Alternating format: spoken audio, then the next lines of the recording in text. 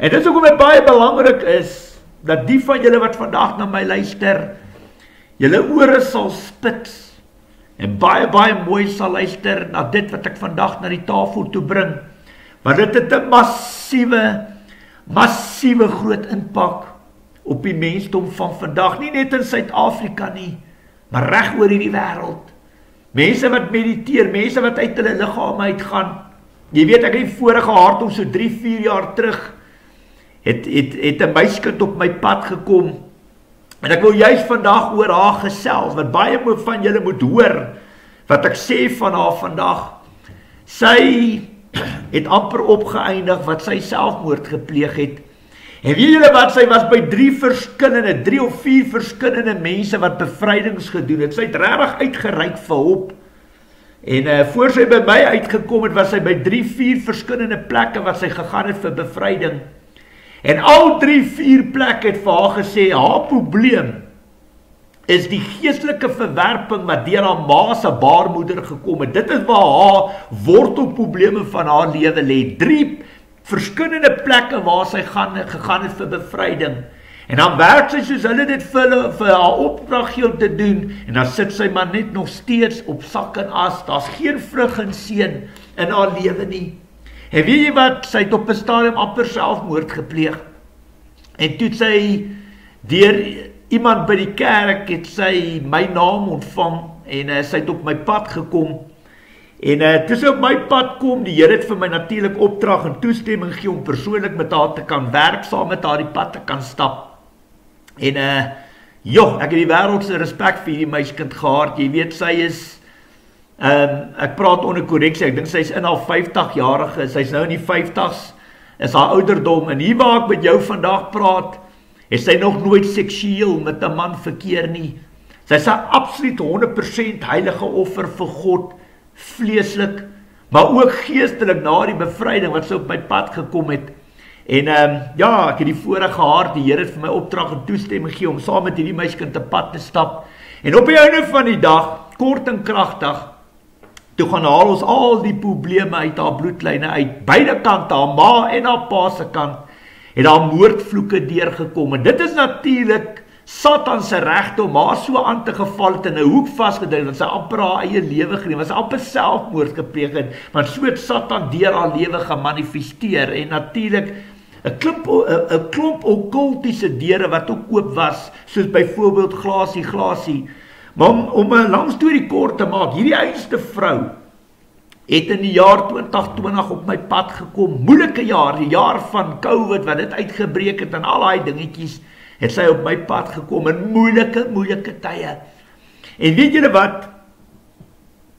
Sy het ervaring van astrale projeksie, 20-30 jaar se ervaring, wat sy, hoe kan ek sê, dit self gedoen het, wat sy, dit het begin by yoga, en van daar af het die instrukteur by waar sy ook al die yoga klasse of wat ook al gehad het, vir hulle geleer hoe om uit hulle lewe, om uit hulle liggaam uit te mediteer, en stadig maar seker meer en verder te beweeg, en allerlei goeder wat hulle gedoen het in die geestesrealm. Dis eintlik so interessant om daarna te luister. En ek wil vandag vir jou sê, jy wat vandag na my luister, jy sal skrik as jy astrale projeksie op YouTube, op die YouTube kanaal, sosiale netwerk gaan indruk, sal jy skrik hoeveel mense dit doen, en hoeveel mense leerstellings daar gee, en hoeveel mense vir jou wys, wat om te doen, om dit ook te kan doen. Maar wat die mense nie vir jou sê nie, is as jy uit jou liggaam uit beweeg, maak jy jouself oop vir demoniese besetting. En die vermaanings en die waarskuwings word nie by baie van die video's gegee nie. En ek wil vandag vir jou sê, hierdie meisiekind het vir my goeie vertel, wat gebeur in die geestesrealm, wat jou ore sal laat tyd, wat vir jou hoendervleis sal gee, wat absoluut vir jou skokkend sal wees. Dit sal jou in ongeloof vervul. Jy kan nie glo dat daar mense is wat sulke tipe dinge doen nie. En ek gaan bietjie meer met julle deel nader, soos ons deur hierdie video werk.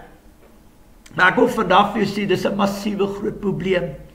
Nou in daai meisiekind se geval, Baie van julle wat graag al getuienis wil hoor, as julle op my bevrydingsblad staan of vir Jesus sterre vir Jesus se bevrydingsblad gaan, sal julle sien daar's 'n getuienis.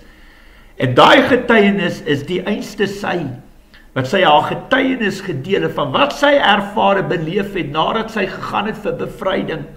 En haar eerste jaar en 4 maande of jaar en 6 maande wat sy deel van wat sy ervare beleef het, hoe nader jy kom aan Jesus Christus, hoe meer sal Satan jou aanval, en laat die geestesrealm op die einde van die dag 'n realiteit word rondom jou.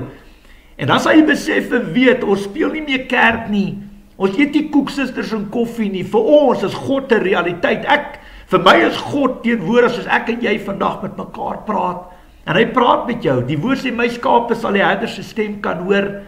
Ek sê altyd, dit staan nie in die Bybel om die boek vol te maak, jy moet deur God gelei en gestuur word. As jy in jouself gesterf het, ten volle, ontvang jy jou opdragte van God af, nie God sy opdragte van jou af nie.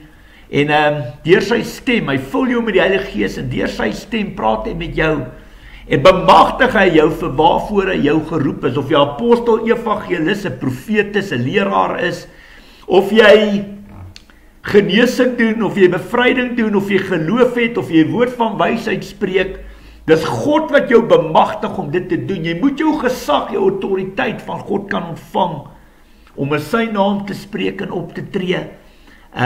Dis verskriklik baie belangrik, want as jy optree, dinge sê en doen hier buite in die naam van die Here, en God het jou nie opdrag gegee nie, klaar Satan jou daar bo in die troonkamer aan, vir ongehoorsaamheid. Jy dan daai voorbeelde kan jy gaan lees in Job 1, Job 2 en natuurlik Hebreërs 4 vers 16 wat gaan oor die genade troon, wat gaan oor die troonkamer en hoe Satan inkom en regte opeis.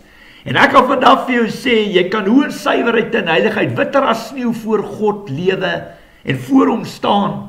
Beproewings en verdrukking sal daar altyd wees, aanvalle sal daar altyd wees. Maar God sal jou bewaar en beskerm, hy sal jou nooit los, jou nooit verlaat nie. En hy ken jou gees en jou hart, dis hoekom God is heilig, ons moet ook heilig lewe. En vir God is gehoorsaamheid belangriker as offers.